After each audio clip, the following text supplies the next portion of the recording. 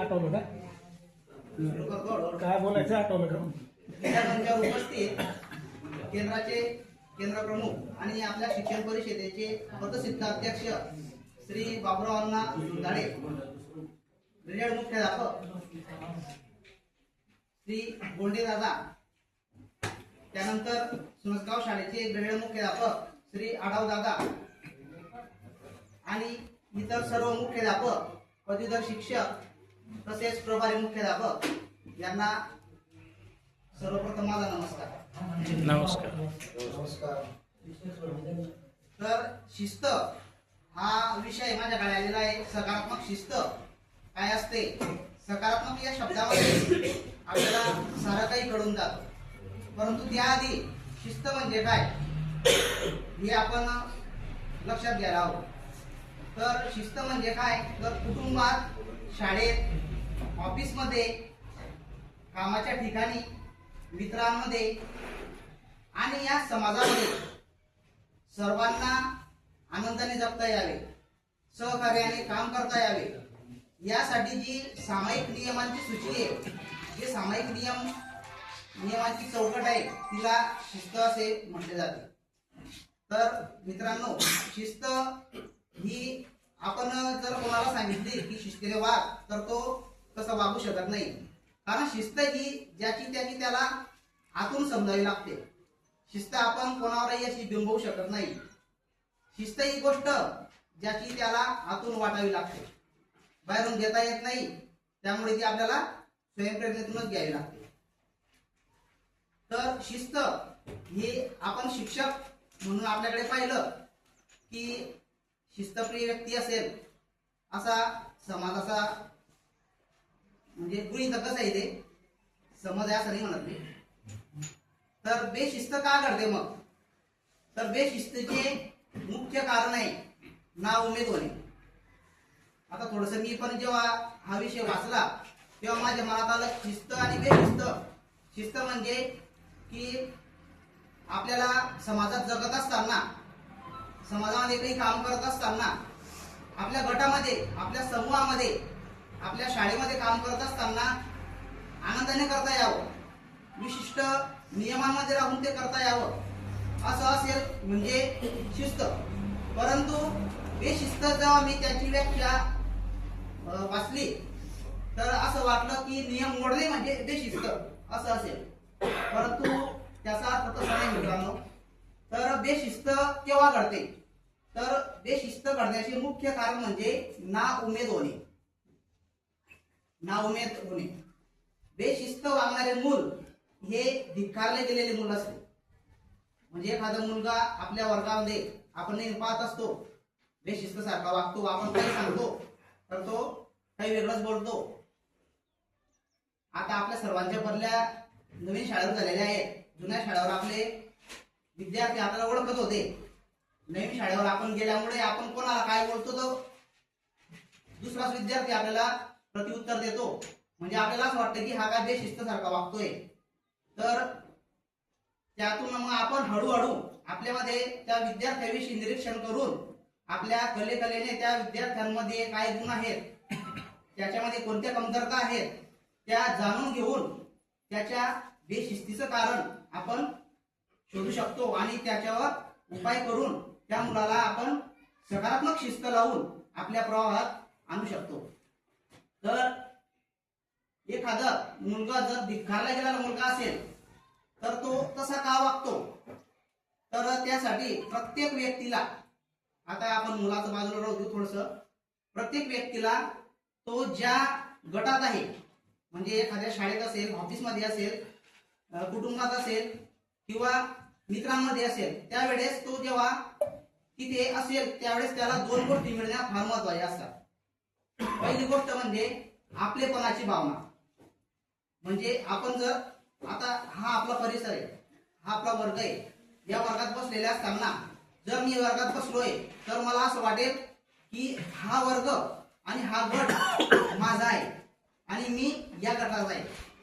म्हणजे जर आपलेपणाची ही भावना जर माझ्यामध्ये मला वाटत असेल की मी या गटाचा आहे आणि हा गट सुद्धा माझा आहे, तरच आपल्या हातून बेशिस्त घडणार नाही.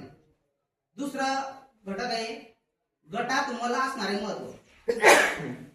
आता या गटामध्ये हा गट माझा आणि मी या गटाचा हे झाल्यानंतर या गटात मला खरोखर महत्व आहे का, की एक फक्त शरीराने बसलेला एखाद्या शाळेचा शिक्षक बसलेला आहे अशी जर माझी भावना झालेली असेल किंवा माझ्याबद्दल कोणी वेगळ्या दृष्टीने बघत असेल आणि त्याची जाणीव मला होत असेल तर त्यातून माझ्यामध्ये नक्कीच एक धिक्कारल्या गेल्याची भावना निर्माण होईल आणि माझ्या हातून बेशिस्त वर्तन घडेल. म्हणून हे दोन घटक फार महत्वाचे आहेत. पहिला म्हणजे आपलेपणाची भावना आणि दुसरा म्हणजे गटात मला असणारे महत्व. तर या दोन गोष्टी जेव्हा व्यक्तीला मिळत नाही तेव्हा त्याच्या मनात चार धारणा तयार होतात. आता त्याच्या चार धारणा कोणत्या आहेत त्या एक एक सांगतो मी तुम्हाला. पहिली धारणा त्याची असते की तो लक्ष वेधून घेण्याचा प्रयत्न करतो.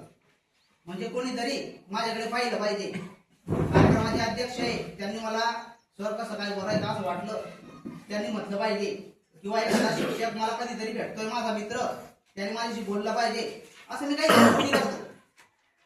आता मी माझा वैयक्तिक सांगत नाहीये, व्यक्ती म्हणून सांगतोय. मी अशी काहीतरी कृती करतो की त्यामुळे समोरच्या माझ्याकडे लक्ष वेधलं जाईल आणि मग त्यातून जर त्यांनी माझ्याकडे लक्ष दिलं तर मग मला जाणीव होते की हा गट माझा आहे आणि मी या गटाचा आहे. त्यानंतर दुसरी धारणा तयार होते, त्यांचं लक्ष वेधलं गेलं नाही, त्यांनी माझ्याकडे लक्ष दिलं नाही तर माझी दुसरी धारणा तयार होते की ही सत्ता माझ्या हातात पाहिजे आणि मी बॉस झालो पाहिजे, मी लीडर झाला पाहिजे, तेव्हा हा पूर्ण गट माझा होईल आणि मग हे मला माझा समजतील. परंतु पहिली धारणा बी फेल झाली, दुसरी धारणा फेल झाली. त्यानंतर जेव्हा तिसरी धारणा त्याच्या मला कशी असते की तो मग त्रास द्यायला सुरुवात करतो, तो काहीतरी खोडसाळपणा करतो आणि मग त्याला जर गटात स्थान नाही मिळालं तर तो अधिक त्रास देऊन त्याच्याकडे परत लक्ष वेधण्याचा प्रयत्न करतो.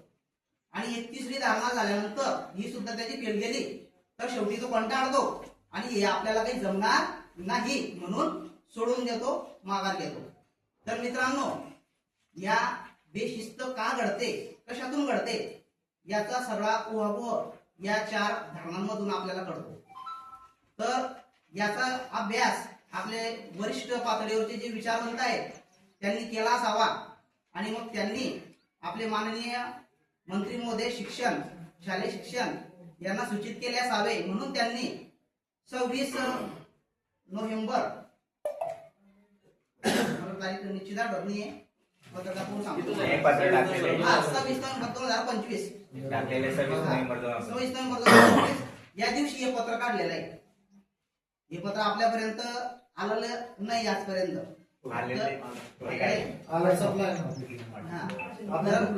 या पत्रामध्ये असं दिलेलं आहे की राज्यामध्ये तालुका केंद्र स्तरावर सकारात्मक शिस्त या विषयावर शिक्षण परिषदेमध्ये विशेष सत्र आयोजित करण्याबाबत.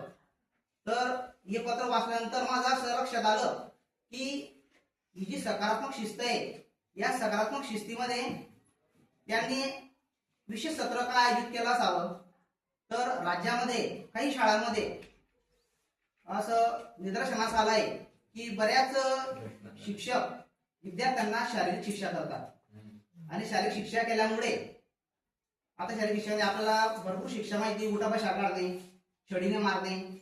तर अशा शिक्षा केल्यानंतर विद्यार्थ्यांवर त्याचे विपरीत परिणाम होतात. काही विद्यार्थी दगावल्याची सुद्धा घटना या मागच्या महिन्यात घडलेल्या आहेत. तर मग अशा शिक्षा केल्यामुळे समाजातील लोकांमध्ये एक चिंतेचं वातावरण तयार झालं आहे. मग अशी चिंतामुक्त करण्यासाठी या सकारात्मक शिस्तीचा ही जी संकल्पना आहे ही शिक्षणातील विचारवंत आहे त्यांनी मांडलेली आहे. तर यासाठी शालेय शिक्षण मंत्री यांचं पत्र मी तुम्हाला दाखवलंच. तर माझं असं मत होतं, ते पत्र वाचल्यानंतर तुमच्या पण सुद्धा मनात येईल शालेय शिस्त आणि सकारात्मक शिस्त याच्यामध्ये खूप फरक आहे. तर सकारात्मक शिस्त कशी राबवायची, त्याचा कसा उपयोग करून घ्यायचा यासाठी आपल्याला विशेष सत्र जे दिलंय त्यांनी 45 मिनिटं घ्यावं असं, तर ते त्यांनी एखाद्या मानसोपचार तज्ञामार्फत आपलं घ्यायला पाहिजे होतं, असं माझं वैयक्तिक मत आहे. कारण हा विषय म्हणावा तितका सोपा नाही. आपण आपल्या बुद्धीनं कितीही केलं तरी आपण कुठेतरी चुकणारच आहे. मानसोपचार तज्ञ जे असतात किंवा विचारवंत जे असतात त्यांचे जे विचार असतात ते स्पेशलायझेशन असते त्यांचं, त्यामुळे ते आपल्याला सविस्तर याच्यामध्ये माहिती देऊ शकले असते. तर या परिपत्रकानुसार या विषयामध्ये काही पुढील मुद्दे आहेत त्यांच्यावर आपण भर द्यायला पाहिजे. तर पहिला मुद्दा त्यांनी दिलेला आहे, त्यांनी असे एकूण 9 मुद्दे दिलेले आहेत. तर आपण पहिला मुद्दा घेऊया. 9चे 9 मुद्दे काही घेणार नाही, अर्धे आमच्या नामदेवासाठी सुटणार आहे. तर पहिला मुद्दा आहे शारीरिक शिक्षेबाबत शिक्षणाधिकाराच्या नियमातील तरतुदी व शिक्षकांची जबाबदारी काय असावी. तर आपल्या सर्वांना RT ऍक्ट 2009 ज्ञात आहे. तर त्या RT ऍक्ट नुसार सेक्शन 17 म्हणजे कलम 17 नुसार कोणत्याही विद्यार्थ्याला शारीरिक शिक्षा किंवा मानसिक छळ करण्यास सक्त मनाई आहे. शारीरिक शिक्षा देणे हा कायद्याने गुन्हा समजला जातो. अशा प्रकारे वागणाऱ्या शिक्षकावर शिस्तभंगाची कारवाई सुद्धा होऊ शकते. मग या कलम 17 नुसार जर आपण वागणार नाही, कलम 17 नुसार जर आपण त्या कलम 17चं उल्लंघन करू तर आपल्यावर निश्चित कारवाई होऊ शकते, असं या शिक्षणाधिकार अधिनियमात आपल्याला दिलेलं आहे. मग आपलं त्याविषयी शिक्षकांची जबाबदारी काय आहे. तर शिक्षकांची जबाबदारी आहे पहिली म्हणजे विद्यार्थ्यांना शारीरिक किंवा मानसिक इजा न करणे. दुसरं ओरडणे, अपमान करणे, धमकी देणे, मारहाण करणे हे टाळावं. आपण म्हणतो की मारत नाही मुलांना, पण मारत नाही पण ओरडतोच नाही, ओरडतोच ना आपण मुलांना. शांत बसा रे हे सुद्धा आपण मोठ्या आवाजात शांत बसा म्हणून सांगायला पाहिजे. हे सुद्धा आपण मोठ्या आवाजात.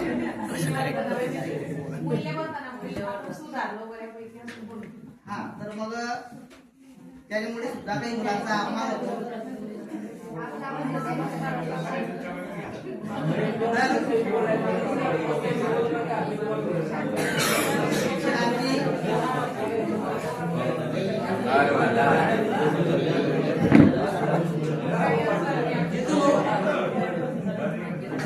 नाही सर, चूक झाल्यास संवाद साधवा विद्यार्थ्याशी किंवा समुपदेशन करावं, अशी आपली तिसरी जबाबदारी आहे. मुलांच्या भावनिक हा तेच मी आधीच बोललो तुम्हाला की हे वाचत असताना माझ्या मनात काय आलं होतं की हे एखाद्या हा विचारवंताने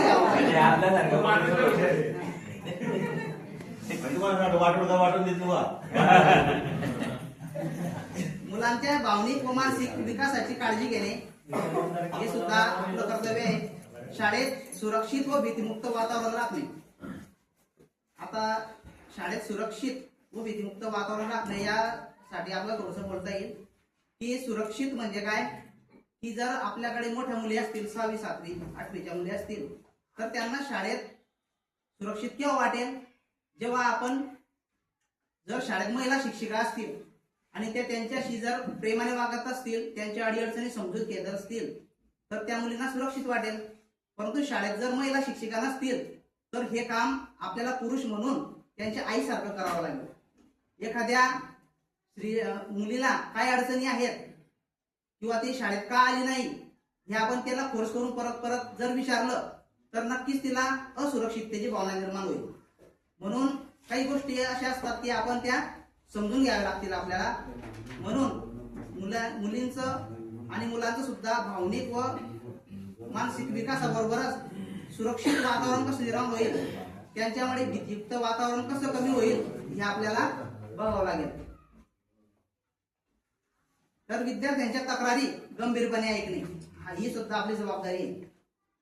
विद्यार्थी आपल्याकडे तक्रारी करतात, सर हा माझं नाव देतो, तो आम्हाला असा करतो, तर त्या सुद्धा तक्रारी आपण गंभीरपणे घेतल्या पाहिजे.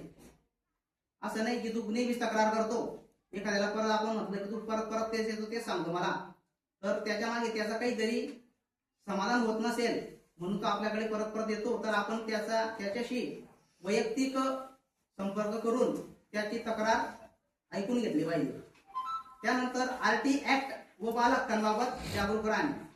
आपण सर्वजण आरटी ऍक्ट जाणताच, किती कलमे आहेत, कोणत्या कलमानुसार दाखला दिला पाहिजे, काढून ठेवला पाहिजे, विद्यार्थ्यांना शिक्षा करू नये, सर्व प्रकारचे नियम कलम आपल्या पाठ आहेत. त्यामुळे आपण याविषयी जे बालकांना हक्क दिले त्याविषयी सुद्धा आपण जागरूक आहोतच. आणि सर्वात महत्वाचं म्हणजे आदर्श वर्तनातून स्वतः उदाहरण घालून देणे. आपण असं वागायचं की आपण आपल्या वागणुकीतून आपले विद्यार्थी म्हणतील की सर जसे वागता, सर जसे आज इन करून आले तसे मी सुद्धा शर्टेन करून उद्यापासून येईल. असं आपल्या वागणुकीतून आपल्या उदाहरणातून आपण ते समजून दिलं पाहिजे. आमच्या शाळेमध्ये महात्मा गांधी कोणता होता दादा, सुरडकर दादा जयंती काहीतरी होती ना, त्या दिवशी 30 ऑक्टोबरला का हा गांधीजींची पुण्यतिथी होती ना, गांधीजींची पुण्यतिथी 2 ऑक्टोबरला जयंती होती. 2 ऑक्टोबर 30 जानेवारीला असते. नाही, गांधी जयंती 2 ऑक्टोबर झाली. त्या दिवशी सरांनी मला सांगितलं की सर मुलांशी तुम्ही इथे साधा. सरांचे भाषण झालेले होते, माझ्याजवळ बोलण्यासारखं काहीच राहिलं नव्हतं. मग मी त्या विद्यार्थ्यांना एक बोधकथा सांगितली आणि बोधकथा सांगल्यानंतर शेवटी सांगितलं की मित्रांनो, म्हणजे गांधीजींच्या जीवनातलीच बोधकथा होती ती सांगितल्यानंतर त्यांना सांगितलं की हा कोंबडा आहे, हा कोंबडा 500 रुपयाचा आहे. आता तू याला मारून टाकलं, याचं मटण वरून खाल्लं तर मी तुला 1000 रुपये देतो, याला जिवंत करून दाखव. मुलगा म्हणाला नाही, जिवंत नाही करू शकत. त्यानंतर सांगितलं 5000 रुपये देतो, जिवंत करून दाखव. तर मित्रांनो, मी असे उदाहरण देत गेलो त्यांना आणि मुलांचा दृष्टिकोन असा झालाय माझ्याकडे देवपिंपरीमध्ये, मुलांचाच नव्हे तर तिथील सदस्यांचा सुद्धा, की हे शिक्षक एकदम शाकाहारी आहे.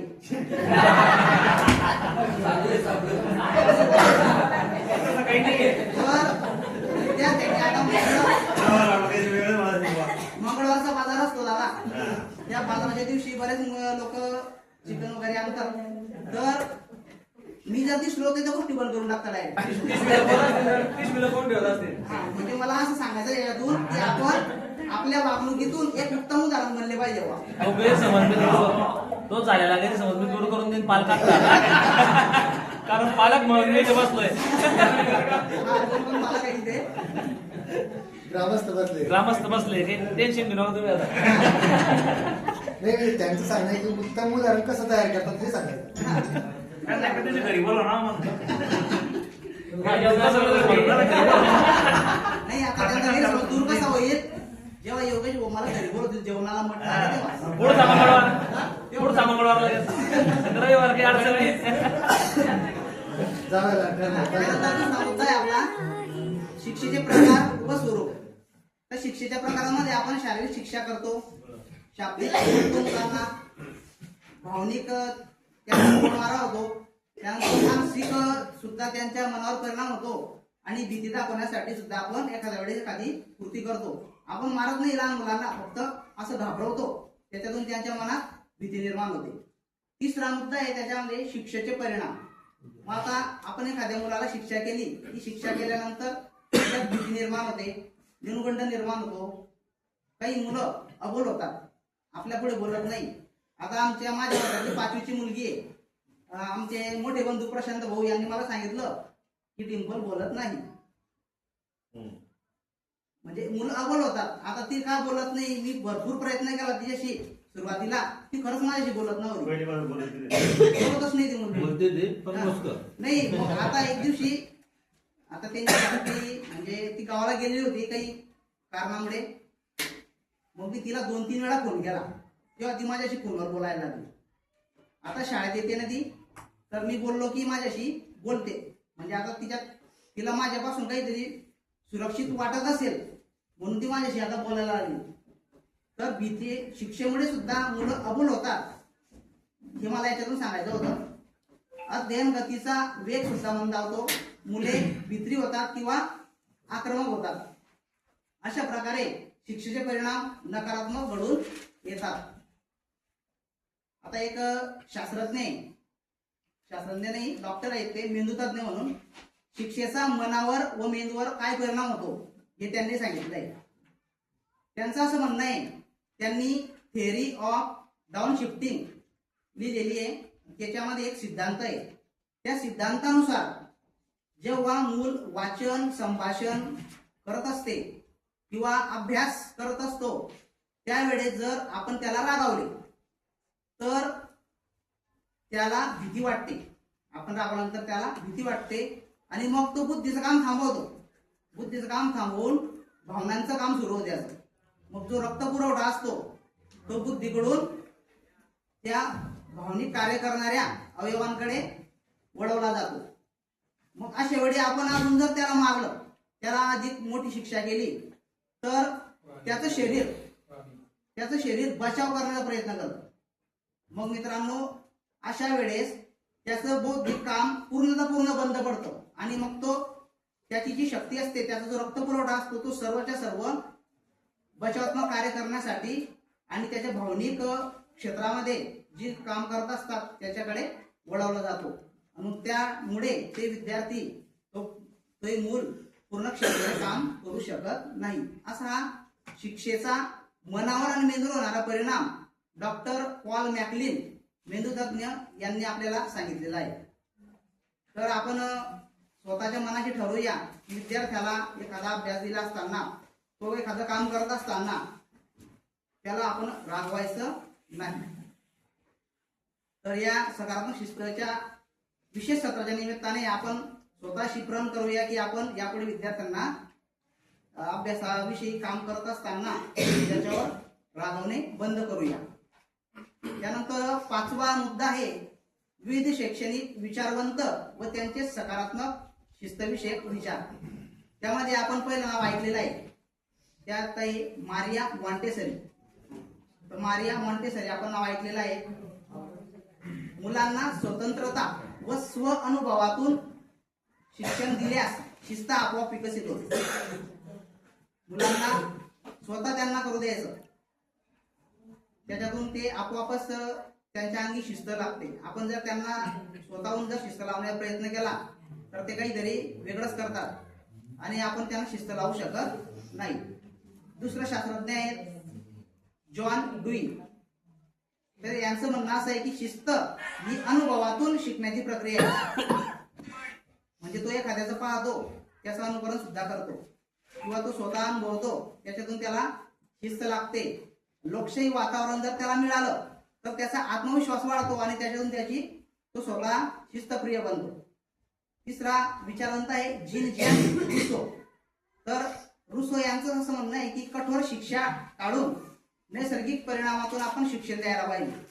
विद्यार्थ्यांना कठोर शिक्षा देऊ नये. चौथा विचारवंत आहे B.F. स्किनर. तर स्किनर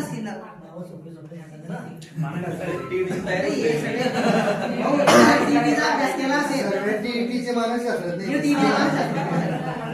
अभिजात अभिसंधान ऐकलंय ना?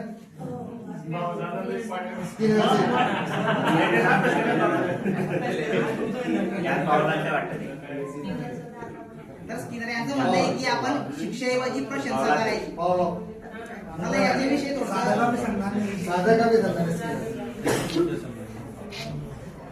शिक्षेऐवजी प्रशंसा करणे. आता हे कसं वापरायचं? आपण शिक्षेऐवजी प्रशंसा करायची किंवा शिक्षेऐवजी प्रोत्साहन द्यायचं. अरे तो थोडस चुकला, अजून तो प्रयत्न करतो, येईल पुढे, येईल तुला पुढे. असं नका असं करतो तू. आपण असं पण करू शकतो का की अरे याने करतो किती बरोबर येतं, किती छान सोडवतो, हा याचं काही चुकत नाही, वा वा वा काय हुशार आहेस तू. हा चुकीचं सोडवला की त्याच्यासमोर याला चांगलं म्हटलं आपण.